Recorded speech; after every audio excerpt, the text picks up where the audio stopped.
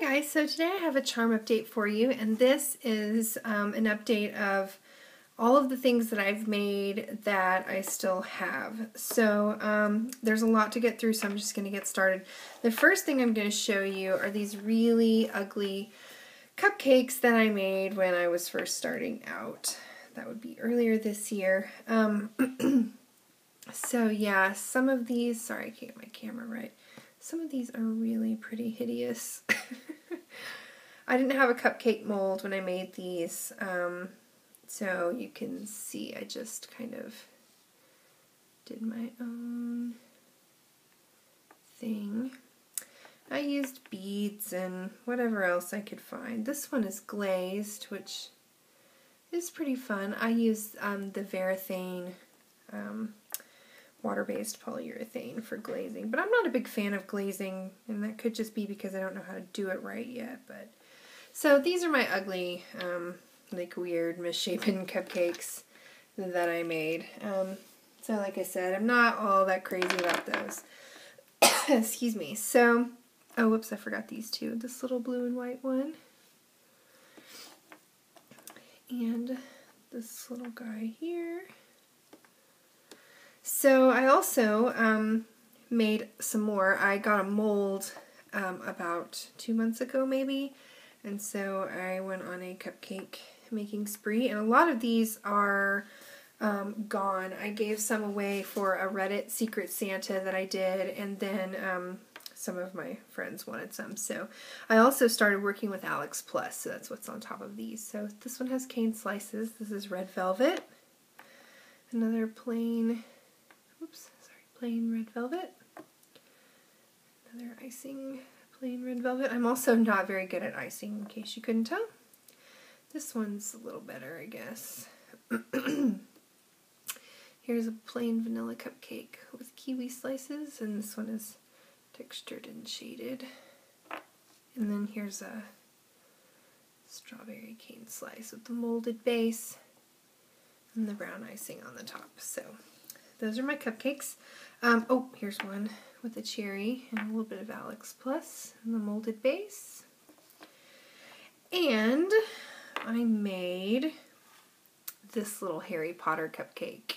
And I haven't seen anyone do this on YouTube, so this was something that I thought up. And he's textured and shaded on the top. And I really love this little guy. I'm going to send him to my friend's daughter that lives in Toronto for Christmas. So, yeah, it's my little Harry Potter guy.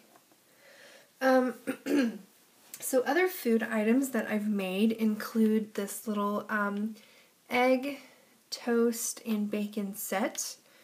And I didn't use any tutorials for this. I came up with this, I think I saw a tutorial on this style of bacon after I made it, but it's red with translucent layered in, and when you hold up to the light, it's very cool. And this is a little dirty because I'm not all that perfect just yet, but the bread is textured and shaded. And the egg it turned out a little smaller than I'd hoped, and it's a little bit dusty, but it's okay. So I thought this would make a really cool, like, threesome friendship type of necklace set. I thought that would be fun. I showed this in another video showing my horrible kawaii faces, but this is a roasted marshmallow, and it's glazed and shaded with pastels. And a little wasabi with gigantic whites in his eyes, because I really need to work on my face making. And a sushi, and this was inspired by someone, and I cannot remember who, so please forgive me. I'm going to try and keep up with that. Same goes for this little anglerfish. I know the name is like right on the tip of my tongue. She's an amazing crafter that I follow, and I need to start writing this stuff down. But he's made of translucent green clay, and it kind of cracked, which was a little bit strange. I should have used the pearl clay and a little glow-in-the-dark angler thing, but I love this. It's so cute. I love science, and so I really kind of fell in love with science-related things. This little glow-in-the-dark ghost was also inspired by someone.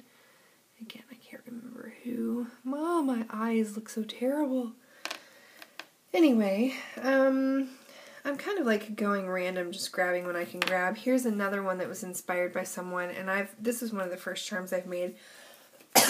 Excuse me. And I've been wearing this because I love it so much. It's a little fortune cookie with a heart fortune. And this was one of the first like wire wrap things I did where with a head pin. And it's kind of a crappy job, but otherwise I love it. And when I wear this, I get tons of compliments on it. So I love to wear it, because everyone loves it. I made this macaron with a mold and little micro marbles in cane slices. This was just a practice thing, and I hate this so much. It's so ugly. Another thing I made, or some things I made, were these Hostess cupcakes, and I've made several of these, and I've given several away as gifts, but this one doesn't have its cream filling on the inside yet. This one is it's much bigger than the other two, and I love it. It's my favorite. It looks so realistic, and I don't know if you can see that it's all textured around the edge. And the other little ones I made, I glazed, and they turned out really great. There's the filling. This one is Alex Plus. This one is TLS mixed with white clay. And I like the way the Alex Plus came out better. I also made these hamburgers that were inspired by someone else that I cannot remember. I love this one with the little translucent onions. These were really super fun to make, and I'm going to be making more of these in the future because they're awesome and everyone that sees them loves them. Excuse me. I also made this cactus with a flower charm. And again, I've seen this on several channels, so I'm really not sure who it was inspired by, but I think they're so cute, and I'd like to make a whole bunch more of these in different versions with different flowers and things like that. And this is one of my first attempts at a flower pot, and I think it came out pretty well, except for the little back seam right here, which I need to work on, but otherwise not too shabby. Whoops. Oh, I forgot a cupcake. This little sad guy. This was inspired by XOX Rufus's tutorial with the worms. I just didn't put any worms in them because I got really busy and had to stop, but I loved the look of this like plain and simple cupcake, so made that guy. Here's a little donut. This is one of the first things I made too. It's made out of like that pearly clay and little beads. I think that's it for the food charms. Now I have some nerd inspired stuff. I have this large mushroom, whatever it's called, Mario mushroom. It's kind of dirty. I love Mario. I should know the name of that. A 1-up mushroom. This one's a little bit better. Again, these were like some of the first things I ever made. And a fire flower. And I did make a miniature version of a fire flower and a 1-up mushroom, and I made them into earrings for my cousin. And she has those.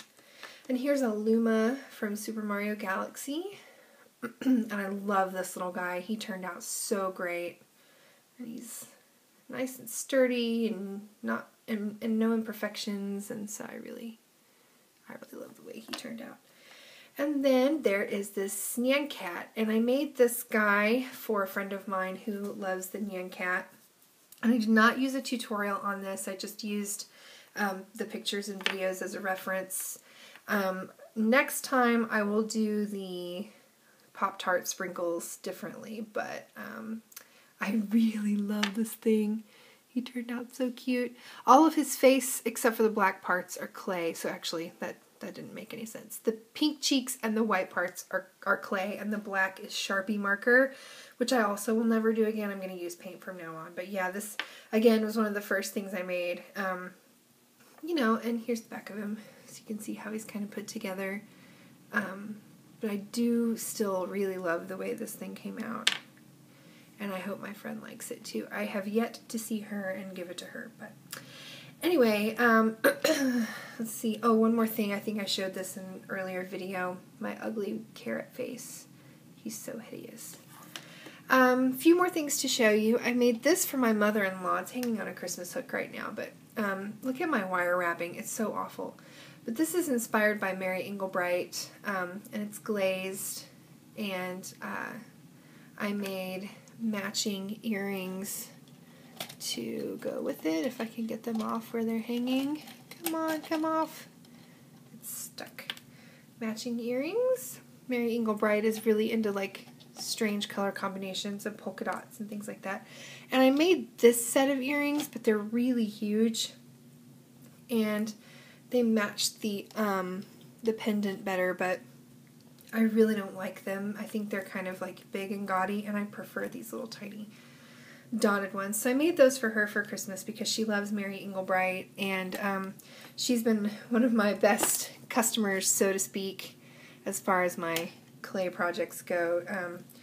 She likes my steampunk stuff and has purchased a bumblebee from me, which I really want to show you guys someday because it was one of my favorite things I've ever made. But yeah, I think she'll really like this, and it goes with a lot of things that she wears. And anyway, so that's it for this charm update. I know that was a lot. Oh, no. One more thing. This is an Erlenmeyer flask, science-inspired, with a little heart. And this is also inspired by a metal clay artist I saw on Etsy. And again, I cannot remember her name, but this is Polymer clay. So, okay, now that's really it. There are no more to show you. So I hope you guys enjoyed this. I'm sorry it was so long, but thanks for watching, subscribing. Please like the video if you liked it. I can't believe I actually have subscribers now. It's so exciting. So thank you guys so much, and have a great day.